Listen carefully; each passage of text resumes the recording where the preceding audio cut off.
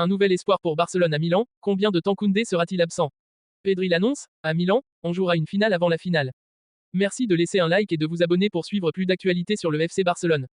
Sous les ordres de Hansi Flick, le FC Barcelone est devenu une équipe pleine de contradictions, étincelante en attaque, mais fragile en défense. Cette double nature était pleinement visible lors d'un match spectaculaire, un nul 3-3 face à l'Inter Milan au stade olympique Luis Companys, lors du match aller des demi-finales de la Ligue des Champions. Ce match a parfaitement capturé l'essence du nouveau Barça, rapide, imprévisible et dépendant du talent de ses jeunes stars. Au cœur de la prestation, le jeune Lamine Yamal, 17 ans, a une nouvelle fois prouvé qu'il est le symbole de l'avenir du club. Son jeu sans peur a illuminé la soirée et donné de l'espoir aux supporters. Les choses ont mal commencé pour les Catalans, dès la première minute, une erreur défensive a permis à Dumfries de centrer, et Inigo Martinez, glissant, a laissé l'espace à Marcus Thuram pour inscrire un but d'un audacieux talon. C'était le premier but de l'Inter depuis plusieurs matchs et un coup dur psychologique pour le Barça. L'Inter a doublé la mise peu après, à la suite d'un coup de pied arrêté, Dumfries, à nouveau, a marqué sans être marqué. À la 20e minute, Barcelone était mené 2-0, et les craintes d'une nouvelle débâcle européenne sont apparues.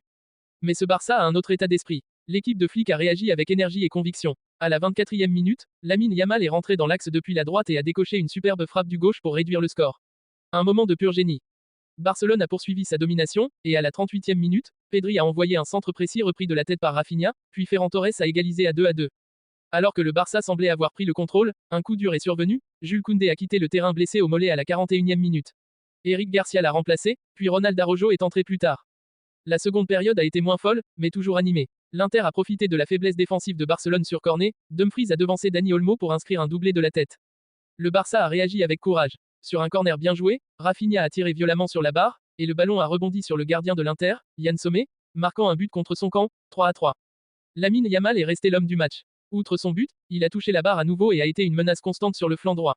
Il a aussi été décisif dans la construction du troisième but. Son audace et sa maturité ont rappelé celle de légende du club. Vers la fin, un quatrième but de l'Inter a été annulé pour un hors-jeu automatique, offrant un soulagement à Barcelone. Le score final de 3-3 semblait juste, reflétant les forces et faiblesses des deux équipes. Il faudra que le Barça resserre sa défense, notamment sur coup de pied arrêté, pour espérer se qualifier en finale. Mais avec Lamine Yamal à la tête d'un groupe dynamique et déterminé, l'espoir reste permis. Combien de temps Koundé sera-t-il absent? Barcelone a subi un coup dur avec la blessure de Jules Koundé lors du match aller contre l'Inter Milan. Touché au mollet à la 41e minute, il a été remplacé par Eric Garcia. C'est la première blessure de Koundé cette saison, alors qu'il était en grande forme, notamment après avoir marqué le but de la victoire en finale de la Coupe du Roi contre le Real Madrid. Selon les premiers éléments, il s'agirait d'un problème musculaire pouvant l'éloigner des terrains pendant plus d'un mois. Il pourrait donc manquer le reste de la saison de Liga et la manche retour contre l'Inter. Pedri, à Milan, ce sera une finale avant la finale. Après le match, Pedri a pris la parole avec lucidité. On a tout donné, a-t-il déclaré. Ce n'est pas le résultat parfait, mais il nous permet encore d'espérer. Il a reconnu que le début du match avait ravivé de mauvais souvenirs, mais a salué la réaction de l'équipe. Ce n'est que le premier chapitre. Il faudra gagner à Milan.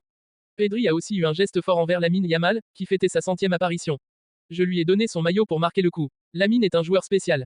Il a conclu avec optimisme, rien n'est perdu. On va tout donner pour se qualifier. On a été à un très haut niveau cette saison. Qu'on ne nous enterre pas trop vite. À Milan, ce sera une finale avant la finale.